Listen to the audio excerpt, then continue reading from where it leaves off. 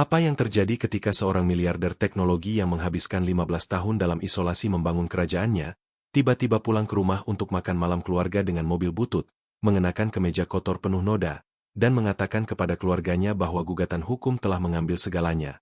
Rumah, bisnis, investasi, dan sekarang dia butuh tempat untuk tidur. Kamu tidak akan percaya bagaimana semua orang bereaksi terhadap permintaannya. Dan kamu akan lebih tidak percaya lagi ketika tahu bahwa ibunya yang berusia 75 tahun sudah mengetahui tentang kekayaannya selama 6 tahun terakhir dan dengan sengaja membiarkan semua ini terjadi untuk mengajarkannya sebuah pelajaran yang akan menghancurkan semua yang dia yakini tentang dirinya sendiri.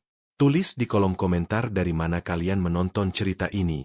Karena ketika dia menemukan bahwa satu-satunya orang dalam keluarga yang bersedia membantunya ternyata adalah orang yang merencanakan untuk mencuri rumah orang tua mereka dalam skema properti predator. Dan kemudian ibunya mengungkapkan bahwa dia telah menginvestasikan seluruh warisan ayahnya ke startup pertamanya secara anonim. Semua yang dia pikirkan tentang dirinya dan keluarganya berubah menjadi debu.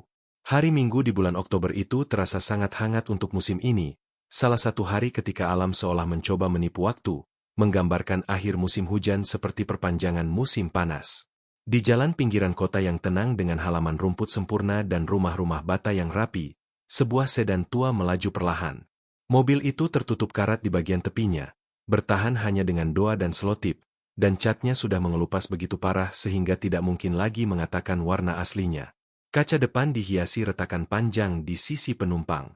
Ban-bannya hampir gundul, dan asap abu-abu mengepul dari knalpot. Ketika sedan itu berhenti di depan rumah kolonial megah dari bata merah, seorang pria keluar dengan pakaian yang tampak seperti telah diseret di belakang mobil selama 500 km terakhir. Kemejanya kusut dengan noda yang menolak untuk hilang. Celananya sobek di bagian lutut, dan sepatunya begitu usang sehingga solnya bergantung di setiap langkah. Pria ini bernama Reza Kurniawan. Dan hal yang tidak bisa diketahui siapapun saat itu, hal yang tidak bisa diduga bahkan oleh pengamat paling tajam sekalipun melihat penampilannya yang compang-camping, adalah bahwa Reza Kurniawan adalah seorang miliarder. Bukan sekadar orang kaya, bukan sekadar pengusaha sukses, tapi miliarder sejati dengan kekayaan yang dihitung dalam angka 9 digit.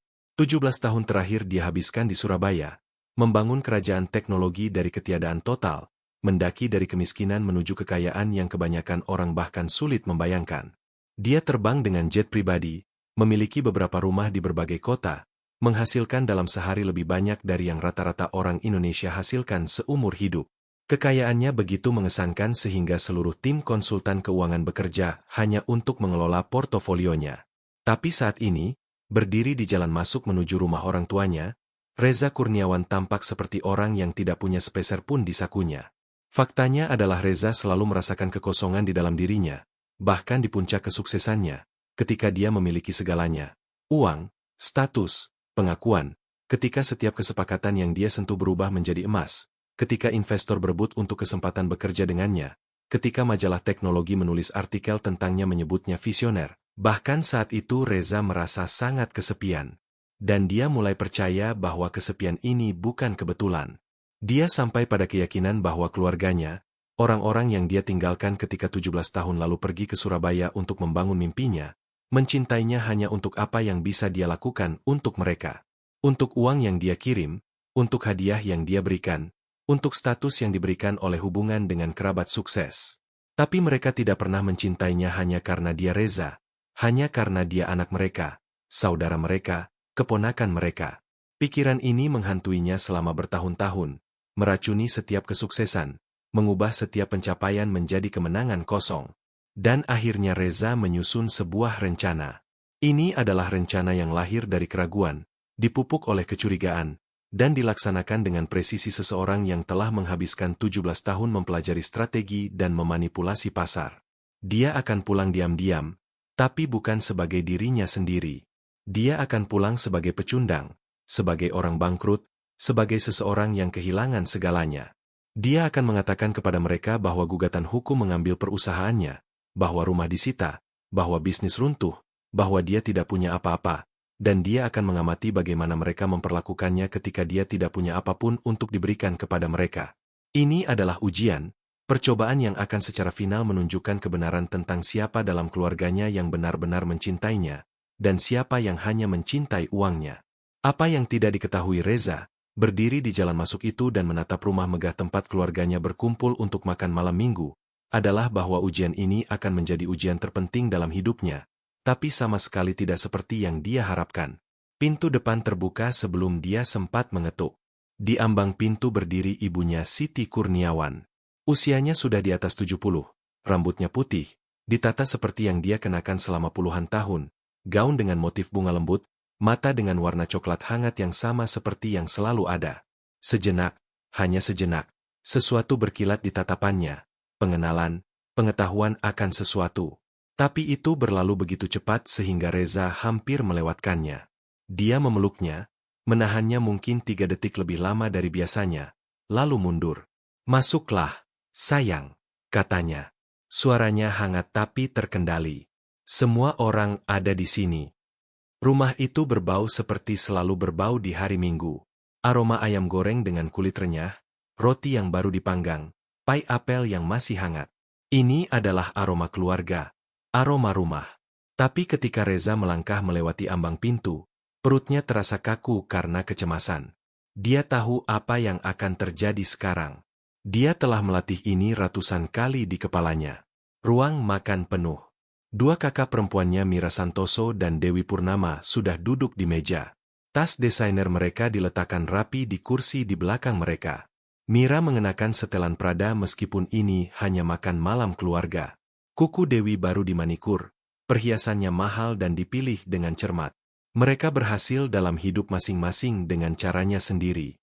Mira adalah pengacara utama di firma besar, selalu mendaki tangga karir, selalu memikirkan promosi berikutnya.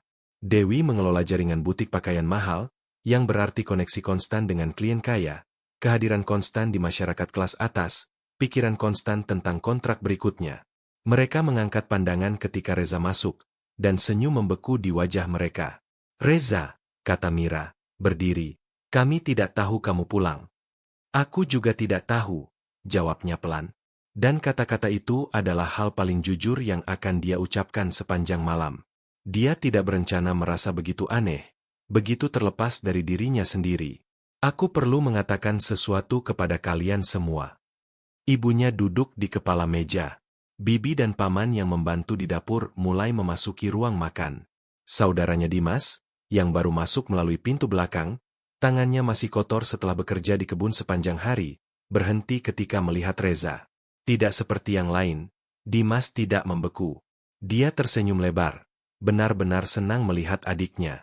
"Hei, Reza, bro," panggil Dimas, bergerak maju untuk memeluknya. Tapi kemudian dia mundur, mempelajari wajah Reza. "Bro, apa yang terjadi? Kamu terlihat seperti ada yang meninggal." Reza menarik napas dalam. Dia telah melatih momen ini berkali-kali sehingga dia pikir akan mudah. Tapi berdiri di sini, dikelilingi oleh orang-orang yang bersamanya tumbuh besar, orang-orang yang mengenalnya seumur hidup, lebih sulit dari yang dia harapkan. "Aku kehilangan segalanya," katanya. "Ada gugatan hukum besar. Perusahaan disebut dalam kasus yang tidak aku antisipasi. Pada saat pengacaraku selesai berjuang, ketika semuanya diselesaikan, rumah hilang, semuanya hilang. Bisnis, investasi, semuanya.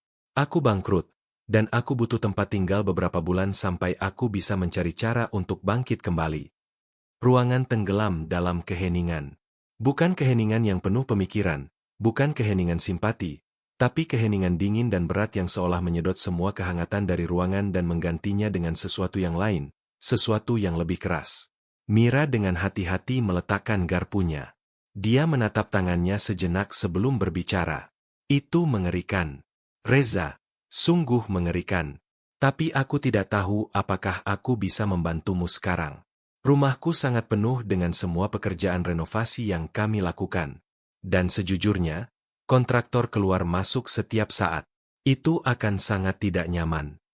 Ini hanya untuk beberapa bulan," kata Reza, "sudah tahu apa yang akan terjadi selanjutnya." Dewi berdehem. Dia selalu yang lebih khawatir tentang penampilan, tentang apa yang orang lain pikirkan. "Aku juga dalam situasi sulit," katanya, suaranya sopan tapi tidak peduli, menjelaskan bahwa dia tidak peduli dengan penderitaannya. "Aku mengadakan Metropolitan Charity Ball bulan depan. Ini acara yang sangat penting, Dan aku akan punya klien yang terbang masuk, menginap di hotel, bekerja denganku untuk detail akhir. Memilikimu di rumah saat itu benar-benar akan merusak estetika yang kami ciptakan. Aku yakin kamu mengerti. Merusak estetika. Itu adalah kata-kata yang menggantung di udara. Bukan? Aku turut prihatin mendengar apa yang kamu alami. Bukan, bagaimana aku bisa membantu. Tapi, ini akan merusak estetika. Siti mengamati dari tempatnya di kepala meja. Ekspresi wajahnya tidak terbaca. Reza menatap ibunya, mencari sesuatu, tanda bahwa dia merasakan sakitnya, bahwa dia mengerti apa arti penolakan ini. Tapi dia hanya menatapnya balik, mata hangat tapi jauh, dan tidak mengatakan apa-apa. Bibi dan paman membuat alasan. Mereka punya rumah kecil, mereka punya masalah sendiri. Salah satu pamannya, Hendra Wijaya, bergumam sesuatu tentang baru saja menerima saudara perempuannya dan tidak punya kamar ekstra. Kata-kata menyatu menjadi satu penolakan panjang, satu paduan suara panjang. Tidak, kami tidak bisa membantumu. Ruang makan yang berbau cinta dan keluarga hanya 1 menit yang lalu sekarang terasa dingin. Makanan di meja yang tampak begitu menggugah selera sekarang tampak tidak senonoh. Disinilah duduk orang-orang yang menyantap hidangan mewah sementara anak, saudara, keponakan mereka berdiri di depan mereka dengan pakaian usang meminta bantuan. Dan setiap orang dari mereka berkata tidak. Setiap orang kecuali Dimas. Dimas menunggu sampai anggota keluarga lain selesai membuat alasan mereka, sampai ruangan kembali ke keheningan mengerikan itu. Kemudian dia berdiri dan berjalan ke Reza. Dia meletakkan tangannya di bahu saudaranya dan menatap langsung ke matanya. Bro, aku tidak peduli dengan uang, kata Dimas, dan suaranya tegas dan yakin. Aku tidak pernah peduli dengan semua itu. Kamu kenal aku. Aku menjalankan bisnis lanskap kecil. Aku tidak mencoba menjadi miliarder atau CEO atau semacamnya. Aku hanya ingin menjalani hidupku dan menjadi baik kepada orang-orang yang aku cintai. Dan aku mencintaimu. Bro, kamu saudaraku. Datanglah, bekerja denganku di truk. Kami akan membantumu berdiri lagi, dan kamu bisa tinggal bersamaku selama yang kamu butuhkan. Rumahku adalah rumahmu. Tepat pada saat itulah Reza merasakan sesuatu bergeser di dalam dirinya. Semua sinisme, semua keraguan, semua kecurigaan yang dia bawa begitu lama seolah retak. Mungkin ada satu orang baik dalam keluarga ini. Mungkin setelah semua tahun ini percaya bahwa semua orang di sekitarnya hanya dimotivasi oleh keserakahan dan keegoisan, ada satu orang yang benar-benar mencintainya untuk siapa dia, bukan untuk apa yang dia miliki. Dimas memeluknya, dan untuk pertama kalinya sejak tiba di rumah, Reza merasa bisa bernapas lagi. Keesokan paginya Reza terbangun di kamar tamu Dimas. Itu adalah kamar kecil yang bersih dengan furnitur sederhana dan dinding hijau pucat. Ada jendela yang menghadap ke jalan, dan melaluinya Reza bisa melihat lingkungan tempat Dimas tinggal.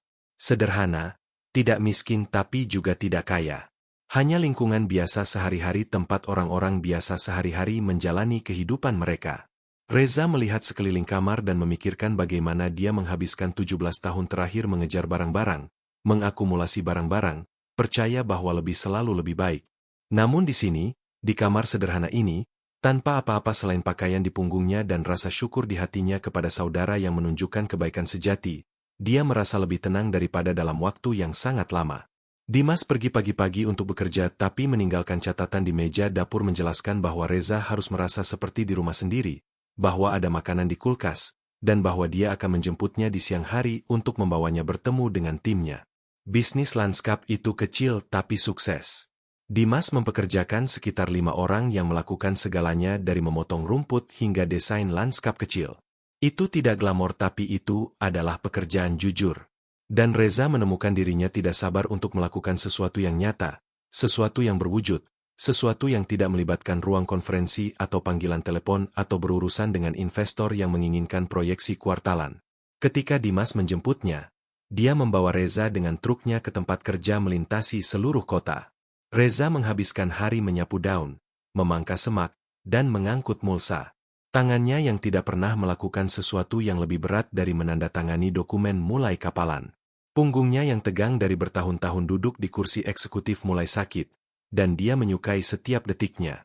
Ada sesuatu yang murni dalam pekerjaan fisik, sesuatu yang jujur dalam bekerja untuk gaji, sesuatu yang benar-benar memuaskan dalam melihat halaman ketika kamu selesai dan melihat hasil nyata dari usahamu. Selama beberapa minggu berikutnya Reza menetap dalam rutinitas. Dia bangun pagi, bekerja dengan tim Dimas sepanjang hari, dan di malam hari dia dan Dimas duduk di beranda dan berbicara tentang kehidupan. Dimas bercerita tentang kesulitan menjalankan bisnis kecil, tentang mimpi dan ketakutannya, tentang gadis yang dia kencani yang bekerja di kedai kopi lokal. Reza mendengarkan dan memberi nasihat ketika itu tampak tepat, tapi sebagian besar dia hanya mendengarkan.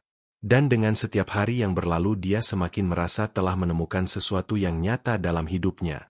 Dia menemukan kebenaran, dia menemukan keaslian, dia menemukan anggota keluarga yang benar-benar peduli padanya. Atau begitulah yang dia pikir. Itu adalah Selasa sore, sekitar 3 minggu setelah Reza tiba di rumah, ketika segalanya berubah lagi. Reza sedang di bak truk Dimas, mencari skop tertentu, ketika tangannya menemukan sesuatu yang seharusnya tidak ada di sana. Itu adalah buku catatan kulit, tersembunyi di balik panel longgar di bak truk, disembunyikan dengan cara yang menunjukkan bahwa itu sengaja dirahasiakan. Reza tahu dia tidak seharusnya melihat. Dia tahu bahwa membuka buku catatan itu akan menjadi pelanggaran privasi saudaranya, tapi dia tetap melakukannya. Apa yang dia lihat di dalamnya membuat darahnya membeku. Buku catatan itu penuh dengan nama, alamat, dan jumlah uang. Tapi ini bukan catatan bisnis lanskap. Ini adalah catatan sesuatu yang jauh lebih jahat. Reza langsung mengenali polanya. Dia telah mempelajari cukup banyak praktik bisnis untuk mengenali penipuan predator ketika dia melihatnya. Alamat-alamat itu semua di lingkungan tempat orang tuanya tinggal. Nama-nama itu adalah nama-nama pemilik rumah tua, orang-orang dengan pendapatan tetap, orang-orang yang telah tinggal di lingkungan itu selama puluhan tahun. Dan jumlah uang yang tercantum di samping nama mereka adalah penawaran yang jauh di bawah nilai pasar. Penawaran yang akan memungkinkan Dimas dan siapapun yang bekerja dengannya untuk membeli seluruh lingkungan dengan harga jauh lebih murah dari nilai sebenarnya tanah itu. Pikiran Reza bekerja dengan panik saat dia membolak-balik halaman. Ada catatan di Marin, rencana tentang cara mendekati pemilik rumah ini, detail tentang situasi keuangan mereka yang dikumpulkan melalui apa yang pasti berminggu-minggu penelitian, referensi ke sesuatu yang disebut kemitraan diam dengan perusahaan pengembang. Bahkan ada foto beberapa rumah, ditandai dengan rencana bagaimana mereka akan dihancurkan dan diganti dengan konstruksi baru. Rumah orang tuanya ada dalam buku catatan itu. Nama mereka tercantum dengan penawaran harga yang secara harfiah setengah dari nilai rumah mereka. Reza mendengar truk Dimas kembali ke lokasi kerja. Dia dengan cepat meletakkan buku catatan kembali tepat di tempat dia menemukannya, menutupnya dengan panel yang longgar. Tangannya gemetar, pikirannya berputar. 3 minggu dia percaya bahwa saudaranya adalah satu orang baik dalam keluarganya, satu orang yang benar-benar mencintainya. Dan sekarang dia menyadari bahwa kebaikan Dimas tidak pernah tentang cinta. Itu tentang strategi. Itu tentang akses. Dimas berpikir bahwa dengan menerima saudaranya yang diduga bangkrut, dia akan mendapatkan kepercayaan seseorang yang dia anggap memiliki keahlian teknis, yang rahasianya mungkin berguna untuk skema properti predatornya. Malam itu, ketika Dimas datang menjemputnya, Reza merasa seperti menatap orang asing. Dimas mengobrol seperti biasa, berbicara tentang gadis dari kedai kopi, tentang pekerjaan yang mereka rencanakan minggu depan, tentang apakah mereka harus membeli makanan dalam perjalanan pulang. Reza memberikan jawaban yang sesuai, tapi pikirannya ada di tempat lain. Dia memikirkan orang tuanya, tentang bagaimana mereka akan kehilangan rumah mereka karena skema yang diatur oleh saudaranya sendiri. Dia memikirkan semua orang lain dalam buku catatan itu, semua keluarga lain yang akan terusir karena keserakahan saudaranya. Malam itu Reza berbaring di kamar tamu dan membuat keputusan. Dia akan mengakhiri ini. Dia akan mengungkapkan siapa dirinya sebenarnya, menunjukkan kepada keluarganya rekening banknya dan membiarkan mereka melihat skala penuh keserakahan mereka. Tapi dia tidak akan memberikan mereka apapun. Dia tidak akan menulis cek atau menyelamatkan rumah orang tua, atau membantu siapapun. Dia akan meninggalkan mereka dengan kebenaran, dan kebenaran akan jauh lebih berharga dari yang uang bisa berikan. Kebenaran akan memaksa mereka menghadapi diri mereka sendiri. Dia menelepon ibunya keesokan harinya dan mengatakan untuk mengatur pertemuan keluarga di restoran lokal pada minggu malam berikutnya. Dia tampak terkejut tapi tidak banyak bertanya. Siti Kurniawan bukan wanita yang banyak bertanya. Dia hanya mengatakan akan memberitahu semua orang dan mereka akan bertemu dengannya pukul 7. Minggu itu terasa tak berujung. Reza terus pergi bekerja dengan Dimas, mempertahankan kebohongan, berpura-pura semuanya baik-baik saja. Tapi pikirannya sudah pergi. Dia sudah memikirkan apa yang akan dia katakan, bagaimana dia akan mengungkapkan sifat asli mereka, bagaimana dia akan pergi dari mereka semua selamanya. Dia pulang mencari kebenaran, mencari bukti bahwa keluarganya mencintainya. Sebaliknya dia menemukan penipuan yang begitu dalam, begitu meresap, sehingga menginfeksi segalanya. Kakak-kakak perempuannya mencintai uang dan status, saudaranya mencintai dirinya sendiri dan skemanya. Dan keluarga lainnya, mereka menunjukkan wajah asli mereka dengan diam dan penolakan mereka. Menjelang minggu malam Reza merasa seperti orang dalam perjalanan menuju eksekusi. Dia mengenakan pakaian yang dia beli dengan uang tunai, pakaian yang pas untuknya dengan benar untuk pertama kalinya dalam berminggu-minggu. Dia pergi ke restoran dengan mobil sewaan, sedan standar yang tidak mengesankan maupun menyedihkan. Dia duduk di booth dan menunggu keluarganya tiba. Mereka masuk perlahan, merembes melalui pintu. Mira dalam pakaian desainernya. Dewi dengan rambutnya yang ditata sempurna. Dimas tampak bingung mengapa dia di sini. Berbagai bibi dan paman, sepupu dan anggota keluarga lainnya memenuhi booth dan yang mengelilinginya. Ibunya adalah yang terakhir tiba. Dia duduk tepat di seberang Reza dan menatapnya dengan ekspresi yang tidak bisa dia baca dengan tepat. Nah, kata Mira, memecah keheningan. Kamu ingin mengatakan sesuatu kepada kami. Reza membuka mulutnya untuk berbicara. Dia telah melatih momen ini 1000 kali. Dia siap menunjukkan rekening bank, portofolio investasi, kepemilikan properti. Dia siap mengatakan kepada mereka bahwa mereka gagal dalam ujiannya, bahwa mereka menunjukkan diri mereka persis seperti yang dia curigai. Dia siap mengusir mereka semua ke neraka. Tapi ibunya mengangkat tangannya. Sebelum kamu berbicara, kata Siti pelan, aku perlu mengatakan sesuatu. Reza menutup mulutnya. Dia menatap ibunya, menunggu. Siti menarik napas dalam. Dia melihat sekeliling meja, bertemu mata dengan setiap anggota keluarga. Kemudian dia menatap kembali Reza. Aku tahu kamu miliarder, katanya. Aku sudah tahu selama 6 tahun terakhir. Booth tenggelam dalam keheningan. Keheningan penuh dan absolut. Semua orang membeku. Aku tahu tentang perusahaanmu di Surabaya. Siti melanjutkan, suaranya tegas dan jelas. Aku mengikuti karirmu. Aku membaca artikel tentangmu di Forbes dan TechCrunch. Aku menyaksikanmu naik dari ketiadaan ke puncak dunia teknologi, dan aku tidak melakukan apapun untuk menghentikanmu. Reza merasakan ruangan sedikit miring. Dia membuka mulut untuk berbicara, tapi ibunya mengangkat tangan lagi. Aku dengan sengaja membiarkan keluarga ini memperlakukanmu seperti yang mereka lakukan, kata Siti. Aku membiarkanmu merasa ditolak. Aku membiarkanmu merasa tidak dicintai. Aku membiarkanmu pulang dan menguji kami, karena aku perlu kamu memahami sesuatu. Aku perlu kamu akhirnya mengerti bahwa obsesimu menguji kesetiaan orang adalah tepat alasan mengapa kamu begitu kesepian. Kamu pulang dengan kebohongan, Reza, dan kamu mengundang tepat perilaku yang kamu takuti.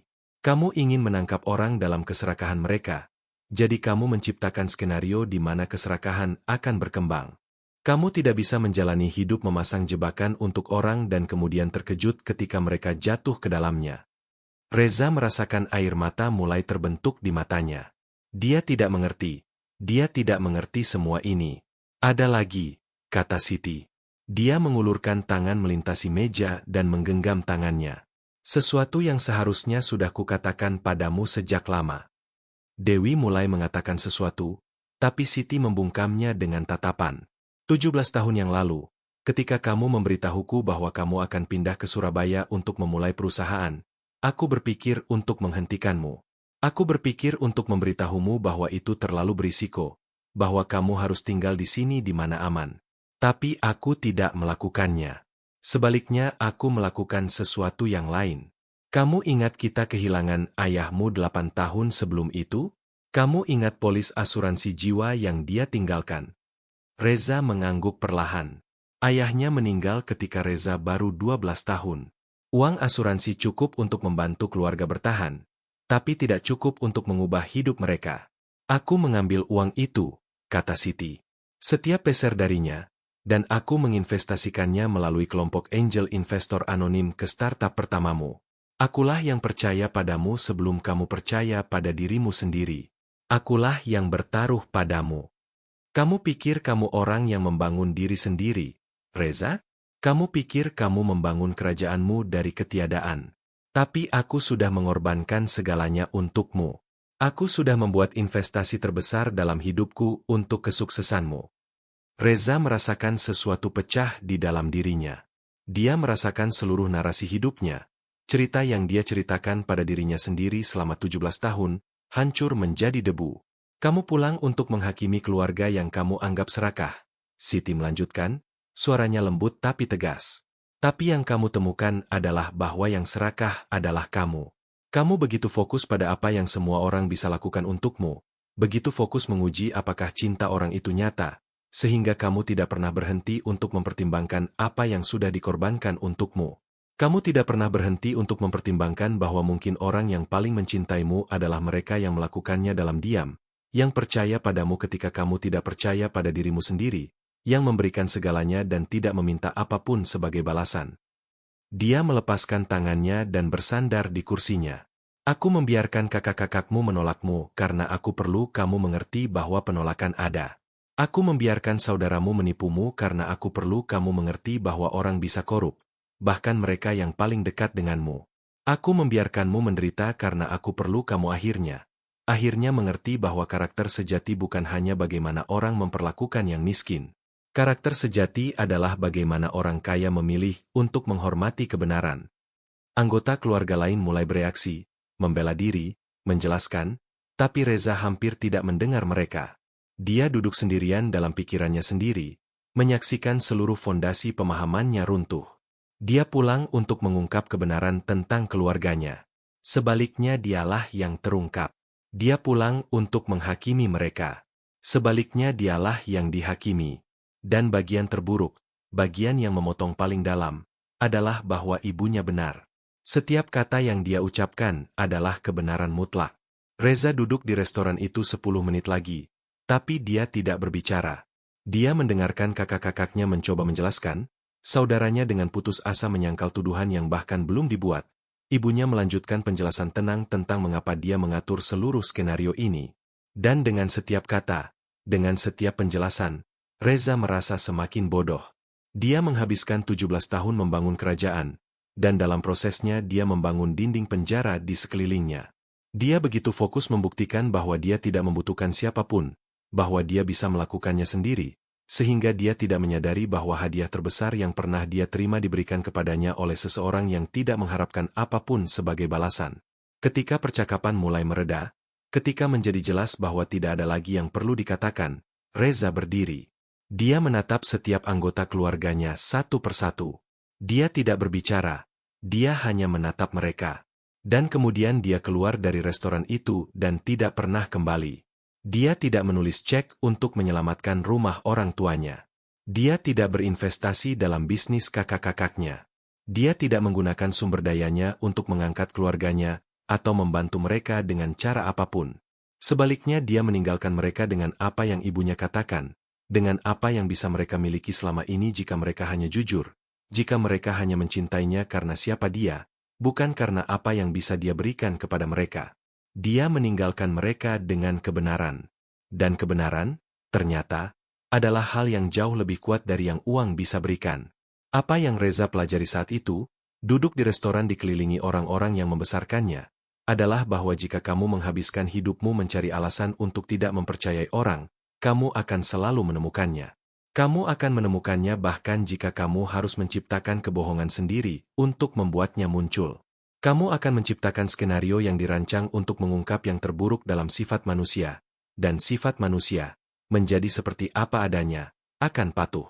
Orang akan jatuh ke jebakan yang kamu pasang. Bukan karena mereka selalu serakah atau korup, tapi karena kamu memberi mereka kesempatan untuk menjadi seperti itu. Dan kadang-kadang, dihadapkan dengan kesempatan itu, orang akan mengambilnya. Tapi kebalikannya juga benar. Jika kamu menghabiskan hidupmu mencari alasan untuk mempercayai orang, kamu akan menemukannya juga. Kamu akan menemukannya dalam gestur kecil, dalam pengorbanan yang dibuat dalam diam, dalam orang yang mencintaimu bukan meskipun kekuranganmu, tapi karena mereka melihat potensimu dan memutuskan untuk berinvestasi di dalamnya. Reza Kurniawan meninggalkan Surabaya dengan pemahaman bahwa karakter sejati bukan hanya bagaimana orang memperlakukan yang miskin. Ini adalah bagaimana orang kaya memilih untuk menghormati kebenaran. Ini adalah bagaimana mereka memperlakukanmu ketika kamu tidak punya apa-apa. Ya, tapi juga bagaimana mereka memperlakukanmu ketika kamu punya segalanya dan mereka tahu itu. Ini adalah apakah mereka adalah orang yang sama dalam kehidupan pribadi seperti di depan umum. Ini adalah apakah mereka mencintaimu karena dirimu atau karena apa yang bisa kamu lakukan untuk mereka. Dia tidak kembali tinggal di Surabaya. Dia tidak kembali ke kerajaannya teknologi, kekuasaan, dan akumulasi tanpa akhir. Sebaliknya dia melakukan sesuatu yang mengejutkan semua orang, termasuk dirinya sendiri. Dia mulai memberi, bukan kepada keluarganya, tapi kepada orang asing, orang yang tidak bisa membayarnya kembali, tidak punya cara untuk memberinya apapun sebagai balasan. Dia mendanai startup yang dijalankan oleh orang-orang dari lingkungan kurang beruntung. Dia membuat program beasiswa untuk pemuda dari keluarga berpenghasilan rendah. Dia berinvestasi di komunitas yang ditinggalkan oleh kemajuan dunia modern. Dia membangun kehidupan yang didasarkan bukan pada apa yang bisa dia kumpulkan, tapi pada apa yang bisa dia berikan. Ini tidak memperbaiki hubungannya dengan keluarganya. Kakak-kakaknya tetap terobsesi dengan status dan uang. Saudaranya, begitu korupsinya terungkap, menghadapi konsekuensi hukum atas keterlibatannya dalam skema properti predator. Ibunya, wanita yang mengatur seluruh pelajaran ini, menjadi kurang penjahat dan lebih figur kompleks dalam hidupnya. Dia melakukan sesuatu yang kejam untuk mengajarkannya sesuatu yang benar. Apakah itu membuatnya baik atau buruk? Reza tidak pernah memutuskan. Tapi yang Reza tahu adalah bahwa dia tidak pernah bisa kembali ke cara sebelumnya. Dia tidak pernah bisa melihat orang dengan cara yang sama lagi. Dia tidak pernah bisa mendekati hubungan dari tempat kecurigaan dan pengujian, karena dia belajar dengan cara paling menyakitkan bahwa ketika kamu mencari pengkhianatan, kamu akan menemukannya, dan ketika kamu mencari keserakahan, kamu akan menciptakannya. Tragedi sebenarnya dari kisah Reza bukan bahwa keluarganya serakah, tapi bahwa seorang pria memutuskan untuk menguji orang alih-alih mempercayai mereka. Bahwa dia pulang mencari bukti bahwa orang di sekitarnya egois. Dan dalam prosesnya dia hampir menjadi apa yang dia cari. Bertahun-tahun kemudian, lama setelah dia memberikan sebagian besar kekayaannya, lama setelah dia membangun kehidupan yang didasarkan pada pelayanan bukan akumulasi, Reza kadang memikirkan restoran itu. Dia memikirkan kata-kata ibunya, tentang bagaimana karakter sejati terungkap bukan dalam bagaimana kamu memperlakukan yang miskin, tapi dalam bagaimana kamu memperlakukan kebenaran. Dan dia mengerti bahwa ibunya memberinya hadiah terbesar dari semuanya. Dia memberinya hadiah mengetahui siapa dia dan siapa yang dia inginkan. Dia mengangkat cermin dan memaksanya untuk melihat dirinya sendiri. Bukan versi yang dia inginkan, tapi versi yang sebenarnya. Kadang kebenaran itu lebih sulit dihadapi dari jumlah penolakan atau penipuan apapun. Ini adalah kisah tentang miliarder. Ya. Tapi ini juga kisah tentang kita semua. Ini adalah kisah tentang kebohongan yang kita ceritakan pada diri sendiri. Ini adalah kisah tentang cara kita menguji orang di sekitar kita, mencari bukti bahwa mereka tidak layak mendapat cinta, kepercayaan, kerentanan kita.